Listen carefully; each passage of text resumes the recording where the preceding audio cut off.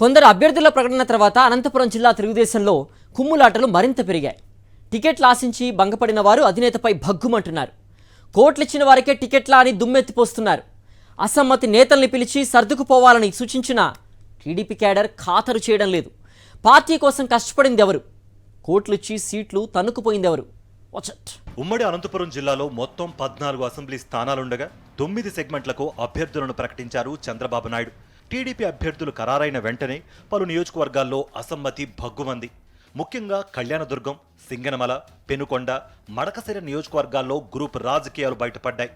Singanamala TDP అభ్యర్థి బండారు శ్రావణిని ఆ party 2మెన్ committee వ్యతిరేకిస్తోంది.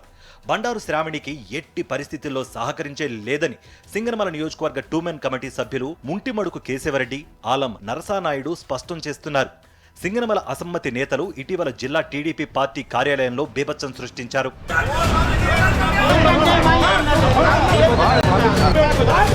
మరోవైపు కళ్యాణదుర్గం టికెట్ కోసం మాజీ ఎమ్మెల్యే ఉన్నం హనుమంతరాయ చౌదరి, టీడీపీ నియోజకవర్గ ఇన్ఛార్జ్ ఉమామహేశ్వర నాయుడు కొంతకాలంగా పోటీ పడుతున్నారు. ఈ ఇద్దరిని కాదని కాంట్రాక్టర్ అమిలినేని సురేంద్రబాబుకు టికెట్ ఇచ్చారు చంద్రబాబు నాయుడు. 100 కోట్ల రూపాయలు పార్టీ ఫండ్గా తీసుకున్న చంద్రబాబు కాంట్రాక్టర్కు టికెట్ ఇచ్చారనే ప్రచారం టీడీపీ వర్గాల్లోనే జరుగుతోంది. అమిలినేని సురేంద్రబాబుకు టికెట్ ఇవ్వడంపై పోటీ కోసం ప్రయత్నిస్తున్న 2 వర్గాలు తీవ్ర అసంతృప్తిగా ఉన్నాయి. అటు మడకశిర నియోజకవర్గంలోనూ ఇదే పరిస్థితి నెలకొంది. తన మనిషికి టికెట్ ఇప్పించుకోవాలని మాజీ ఎమ్మెల్యే గుండుమల తిప్పేస్వామి చేసిన లాబీయింగ్ పనిచేయలేదు. మాజీ ఎమ్మెల్యే ఈరన్న కొడుకు సునీల్ కుమార్ కు టికెట్ ఇచ్చారు చంద్రబాబు.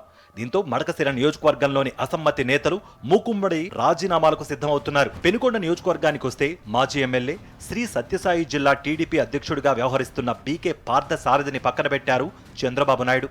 పెనుకొండ అభ్యర్థిగా మాజీ మంత్రి రామచంద్రారెడ్డి కూతురు సవితకు ఖరారు చేశారు. దీంతో బీకే వర్గం తీవ్ర అసంతృప్తి వ్యక్తం చేస్తోంది.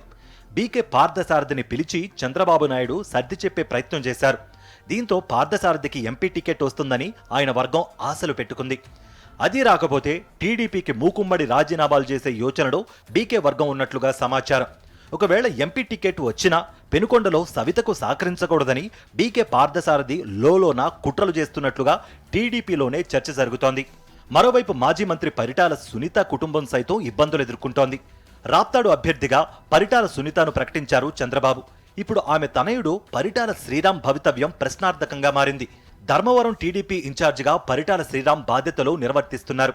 అయితే ధర్మవరం టికెట్ తనకే వస్తుందని మాజీ ఎమ్మెల్యే వరదాపురం సూరి ప్రచారం చేసుకుంటున్నారు.